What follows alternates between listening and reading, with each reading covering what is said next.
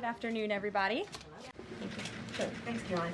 President Trump has said China wants to make a deal on tariffs. The president says he has a great relationship with Chinese President Xi. He's willing to speak with him directly. Why doesn't the president just pick up the phone and get this ball going? All of the things the president just said are true.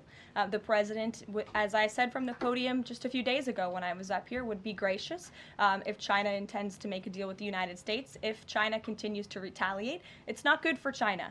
The United States of America is the strongest, best economy in the world, as evidenced by the more than 75 countries who have called the administration immediately to cut good deals. So the president wants to do what's right for the American people. He wants to see fair trade practices around the globe, and that's his intention and his goal. So is he waiting for China to make the first move here? I'm not going to comment on communications that are happening or may not be happening, or either way. We'll leave it to our national security team to get these discussions underway. And as always, in the effort of transparency, we will provide updates moving forward. But the president has made it very clear he's open to a deal with China. Why is he optimistic that China's going to make a deal or wants to make a deal? If they're not talking, where's that optimism come from? He's optimistic. Hey. Sean.